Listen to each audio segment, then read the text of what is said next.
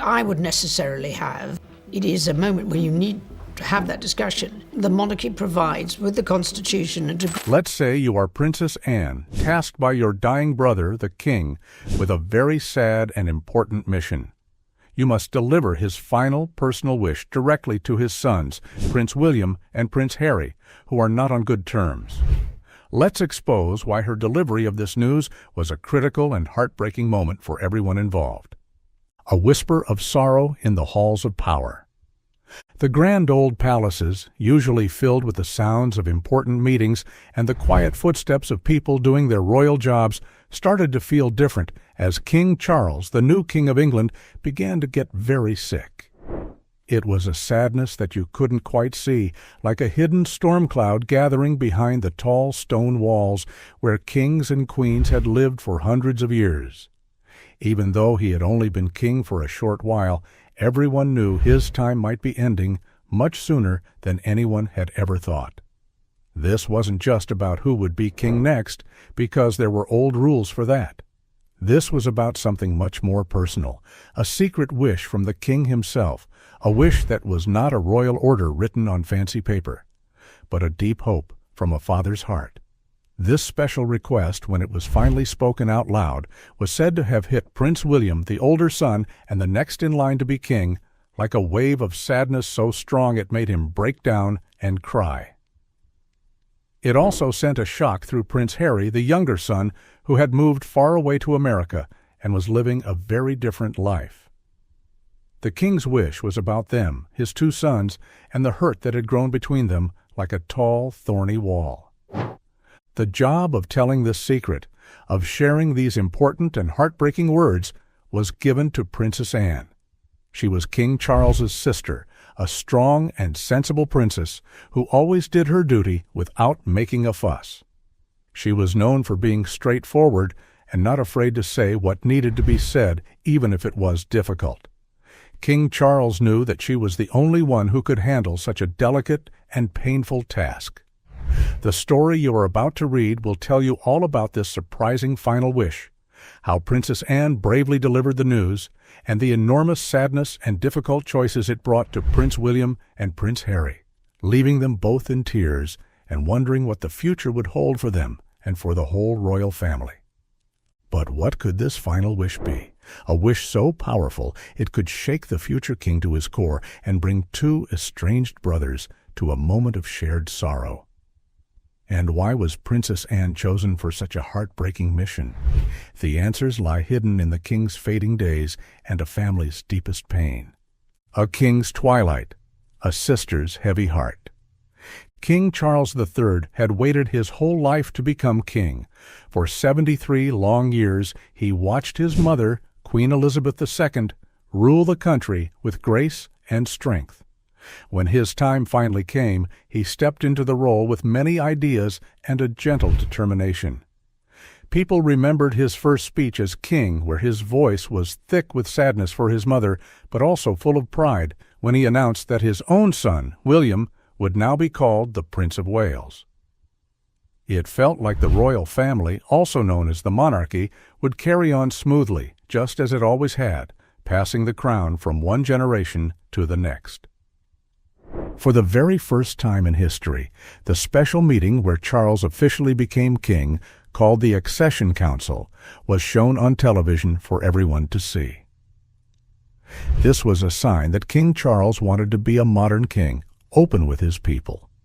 He even showed he cared about new ideas, like saying that the money made from big windmills out in the sea should be used to help all the people of Britain, not just the royal family.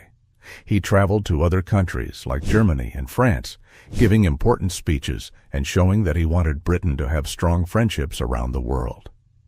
When he visited Kenya, a country in Africa that Britain used to rule, he bravely talked about the difficult parts of their shared history.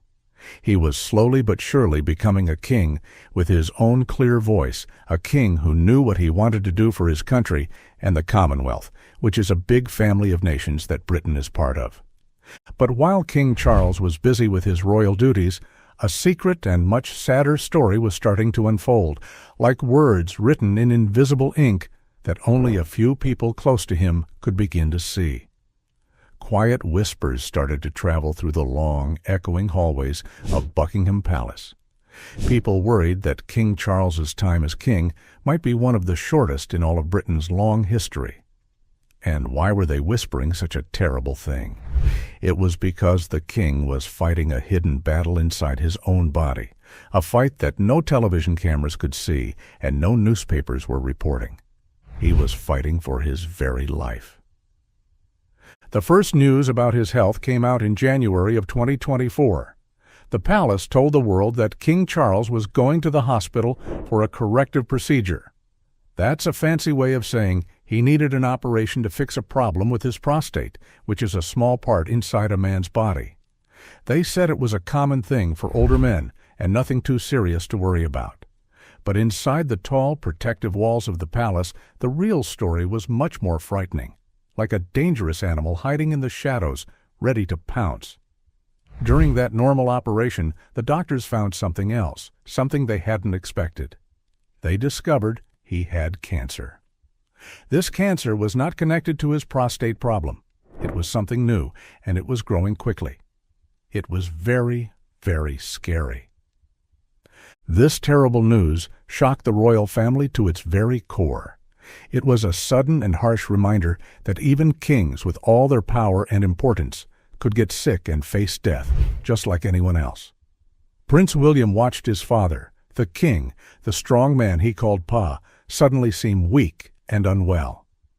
The man who was supposed to teach him everything about being a good king, who was supposed to be his guide for many years to come, was now struggling just to get through each day. King Charles, always trying his best to do his duty, tried to keep working as much as he could.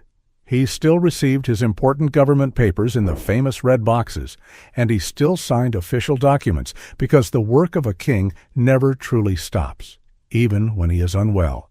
But the bright sparkle in his eyes, the quick intelligence he was so well known for, started to grow dim. Queen Camilla, his loving wife, who was always by his side, became like his shadow, always there to support him. She started to speak for him more often and to attend important events in his place.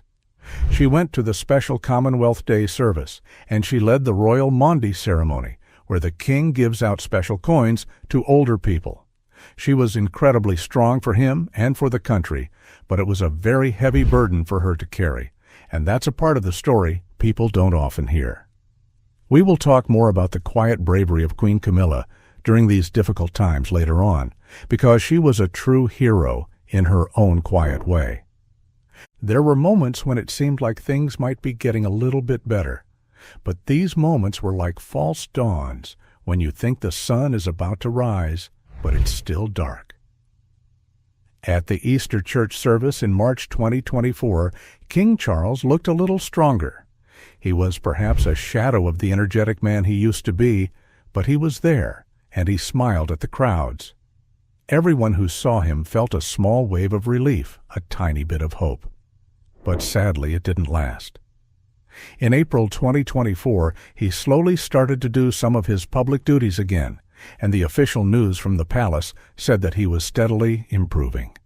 But these hopeful words were either not the whole truth, or they were just desperate wishes from people who loved him and wanted him to be well. The winter of 2025 arrived, and it brought with it a cold and sad feeling that settled over the country. In March of that year, things took a turn for the worse. The cancer, which was a stubborn and relentless enemy, started to fight back even harder, taking over more of the king's strength. He had to go back to the hospital for more treatments, and more of his planned events and visits had to be canceled. Every time something was postponed, every time an announcement was made that the king wouldn't be able to attend, it felt like another little piece of hope was lost. Prince William could see it happening, and the whole country could feel it too. The king, their new king, was slowly fading away before their eyes. As he grew weaker and weaker, King Charles started to think about a desperate and surprising plan. It was a final wish, something he felt he had to ask for before it was too late. He thought this wish might help to make sure that people remembered him in a good way, and perhaps heal some of the sadness within his own family. But he also knew with a heavy heart that this wish might cause a lot of difficult feelings and problems for the people he loved the most. The air inside Balmoral Castle, the royal family's private home in Scotland, felt heavy with things that people weren't saying out loud.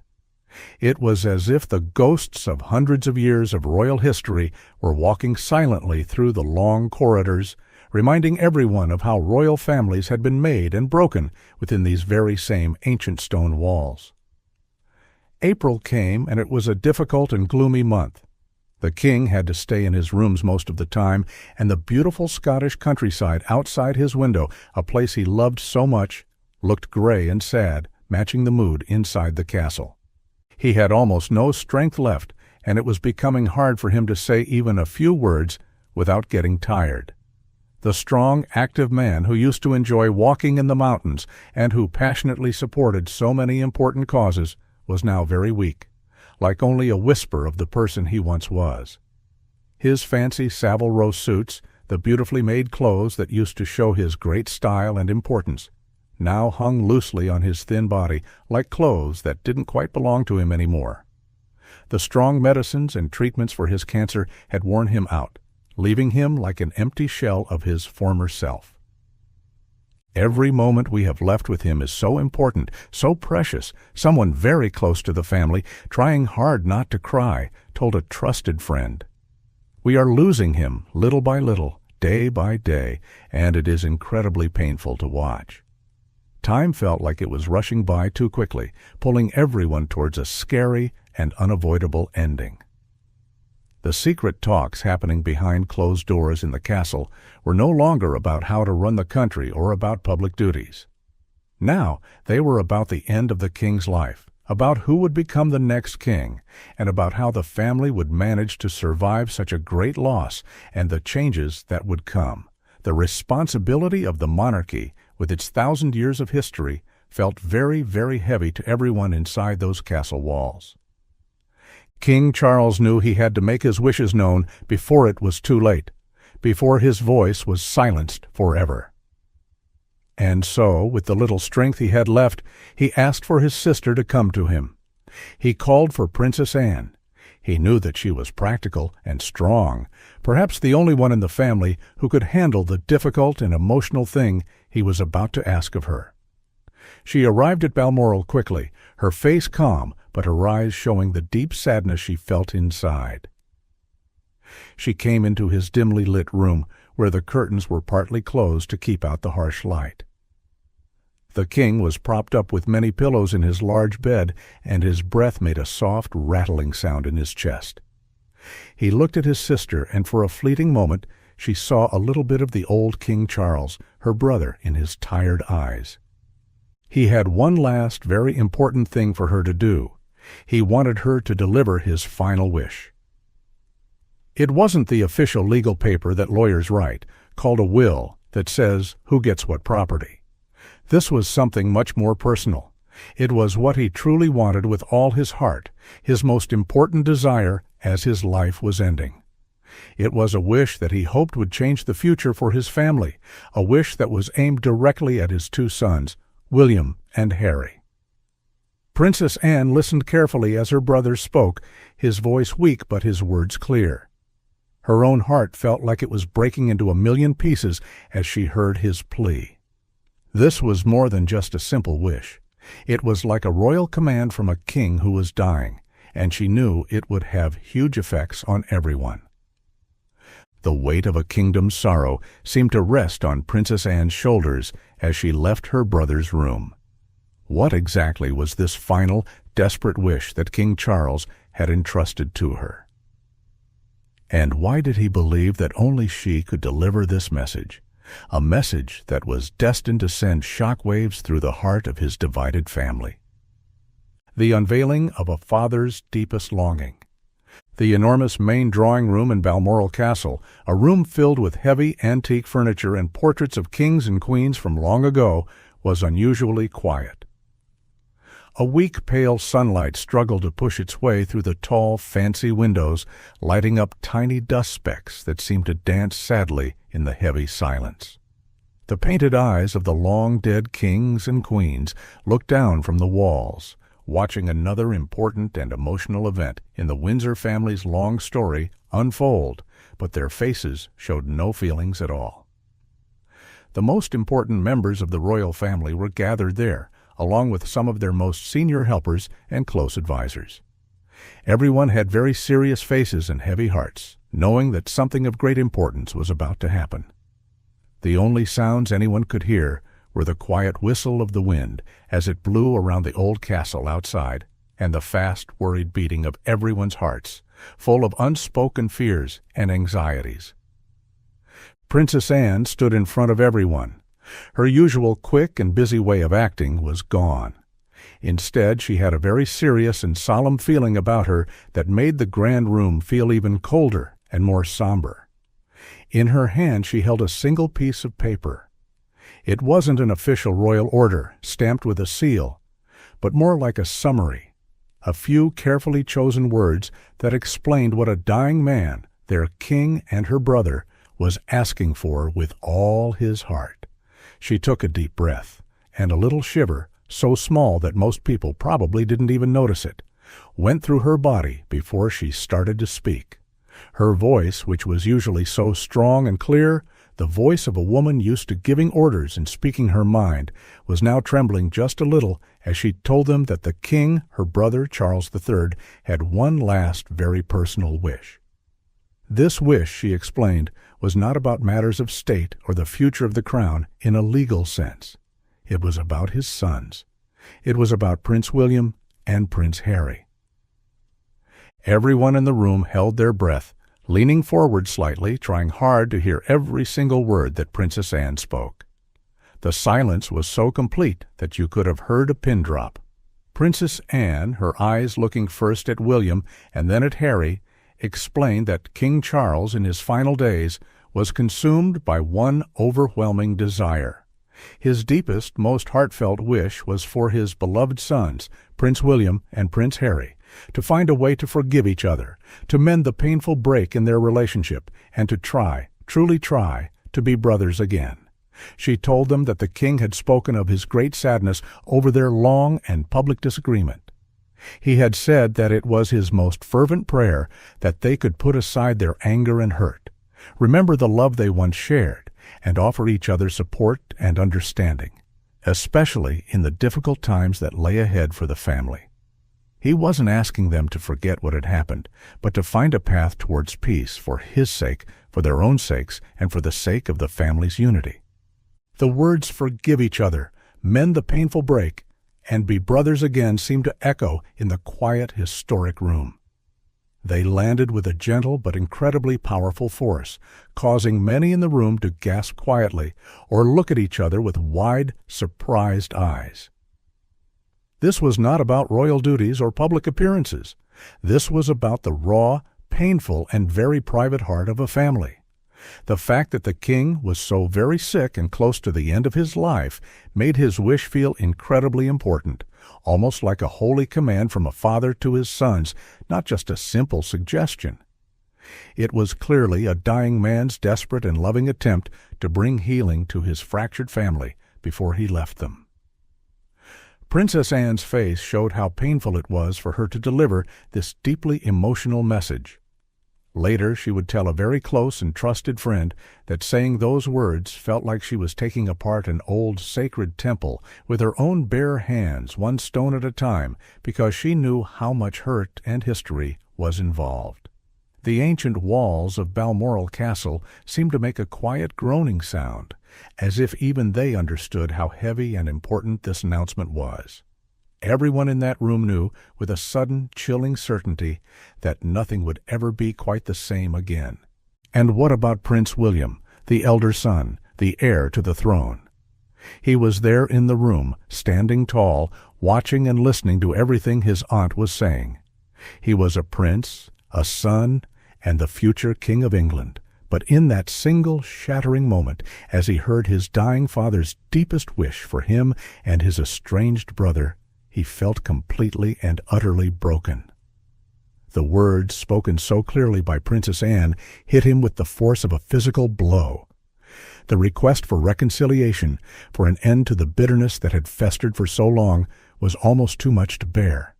His carefully maintained composure, the calm and collected front he had learned to show the world over a lifetime of being watched by everyone, suddenly fell apart like a house made of sand.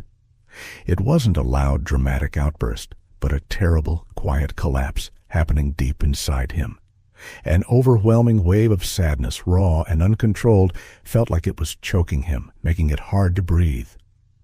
He thought about his father, his beloved papa, who was fading away day by day, and this wish, this plea for peace between his sons, was his father's last great act of love. The importance of it, the huge and crushing responsibility it placed upon him, felt like a mountain pressing down on his shoulders. His mind became a whirlwind of painful thoughts and memories.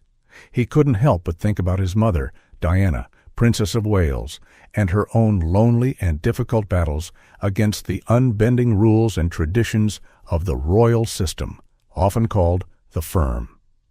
What would she have thought about this moment? Would she have seen it as a sad and ironic twist of fate? Or would she have felt that it proved her right all along, that the family needed more love and understanding, less stiffness and protocol? And then his thoughts turned to Harry, his younger brother, who was standing just a short distance away, yet felt like he was a million miles apart. He remembered a time when they were inseparable, two boys united by their unique lives and their shared grief after their mother's death. Now there was a vast ocean of anger, misunderstanding, and public accusations between them. His father's wish was a plea to bridge that ocean, but William didn't even know where to begin. The strong walls he had built up around his feelings, walls designed to protect him from the constant public gaze and the pressures of his position, finally broke down. A small, choked sound escaped his lips, a sound he quickly tried to stop, but it was too late. His eyes burned with unshed tears, and the grand, ornate room seemed to spin around him. He turned away quickly, a desperate and shaky movement, as tears, hot and impossible to stop, began to stream down his face. These weren't the dignified, controlled tears of a prince trying to maintain his composure. They were the raw, heartbroken tears of a son who was losing his father, the tears of a brother who felt the weight of a seemingly impossible request, and the tears of a man facing a future that suddenly seemed even more terrifyingly unknown and lonely. He covered his face with his hands, his broad shoulders shaking with quiet, painful sobs that he tried to muffle. The future King of England, the man who would one day wear the crown, was completely undone, shattered by his father's love, his father's fear, and his father's final heartbreaking wish for peace between his sons. Across the room, Prince Harry stood frozen, his own face a mask of complicated emotions. The directness of his father's plea, delivered with such solemnity by Princess Anne, had clearly pierced through the defenses he had built around himself since leaving his royal life behind. The journey from California had been filled with uncertainty, but this moment was more intense than he could have imagined. His father, the king, was asking him personally to try and heal the rift with William.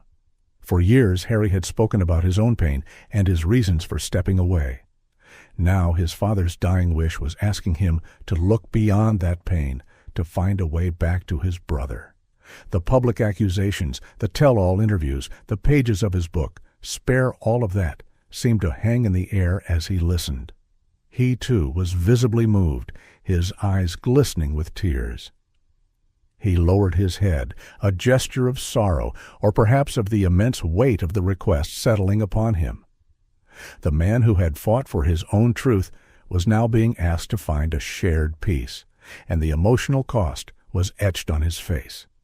For a moment, the two princes, separated by so much, were united in their visible grief, each wrestling with the enormity of what their father had asked. But as William and Harry grappled with this agonizing request, how were the other key figures in the room, Queen Camilla and Catherine, the Princess of Wales, processing this deeply personal and dynastic appeal? Their reactions, though perhaps quieter, would also shape the difficult path ahead. Echoes of sorrow in a grieving family. As Prince William and Prince Harry were overcome by their separate storms of emotion, The impact of King Charles's heartfelt plea for reconciliation sent quiet but powerful ripples through the other senior members of the royal family gathered in that historic Balmoral drawing room. Each person there felt the weight of the moment, colored by their own unique relationship with the king, with the two princes, and with the often unforgiving demands of royal life. Queen Camilla, who had stood by King Charles with unwavering loyalty and love through his ascension to the throne and his subsequent devastating illness, watched her stepsons with an expression of profound sadness and empathy. For many years she herself had navigated the turbulent waters of public opinion and complex family dynamics, eventually earning her place not just as Charles's cherished wife and queen consort, but as a respected and integral member of the family. She had witnessed firsthand the deep pain that the rift between William and Harry had caused her husband. Charles had often confided in her, sharing his sorrow and his helplessness as he watched his sons drift further and further apart. Therefore, his dying wish for them to mend their broken bond would have resonated very deeply with her own hopes for peace and unity within the family she had married into. Camilla was not one to interfere openly in the relationship between the brothers, knowing that some wounds were too delicate for outside hands to touch. However, her quiet support for Charles and her consistent, steady presence had often been a source of comfort to him. Now, seeing William, the future king, so openly distraught, and Harry, the son who had chosen a different life, also visibly moved to tears, would have been incredibly heartbreaking for her. She knew how much Charles loved both his sons, despite the pain and disappointment their feud had brought him. Her eyes, often sparkling with a kind and gentle humor, were now filled with a soft, compassionate sorrow. She might have silently prayed that her husband's last, most fervent wish could somehow, someday, find a way to be fulfilled. She understood, perhaps more than many, the heavy burden of duty and the often painful scrutiny that came with being royal, and her heart would have gone out to both young men as they faced this new emotional challenge on top of their shared grief for their father. Catherine, the Princess of Wales, stood not far from her husband, Prince William. As he turned away, overcome by tears, her own heart must have ached for him. She had been his steadfast partner for many years, his confidant, and the mother of his children, the next generation of royals. Kate, as she was affectionately known to the public, had always presented an image of grace, composure, and quiet strength. She had witnessed the unraveling of the once close bond between William and Harry from a very intimate perspective, seeing the toll it took on her husband, and indeed on the whole family. There had been reports in the past that Kate herself had tried, in her own gentle and diplomatic way, to act as a peacemaker between the brothers, to encourage them to talk and to understand each other. She had always seemed to have a warm relationship with Harry in the earlier years, before his marriage and departure. Now, as she listened to Princess Anne relay the king's desperate plea, she would have understood the immense weight it placed on William. Her primary concern, undoubtedly, would have been for her husband's well-being as he grappled with his father's impending death and this emotionally charged request. She would have known that William, as the future king, felt a profound responsibility not only to his family, but also to the crown and the nation. A continued, bitter feud with his only brother would cast a long and unwelcome shadow over the beginning of his reign. Kate, always supportive, would have been ready to offer him whatever comfort and counsel she could. Yet she would also be acutely aware of the immense difficulty, perhaps even the seeming impossibility, of what King Charles was asking. The tears of her husband, a man known for his reserve and control, would have underscored for her the profound gravity and the deep, raw pain of the moment. Princess Anne, having delivered the king's agonizing message, remained a figure of stoic resolve, yet even her famously unflappable demeanor could not entirely mask the emotional toll of the task she had just performed. She was, after all, not just a conveyor of a message, but also a sister, losing her beloved brother, and an aunt, witnessing the deep sorrow of her nephews. Anne had always been the pragmatist in the family, the one who focused on duty, hard work, and getting on with the job without fuss or fanfare. Her own relationship with both William and Harry was built on a foundation of shared royal life, and she understood the unique pressures they faced, perhaps better than anyone else outside the direct line of succession. Can a father's dying wish truly mend such a deep rift between two royal brothers? Share your hopes in the comments, and please like and subscribe for more.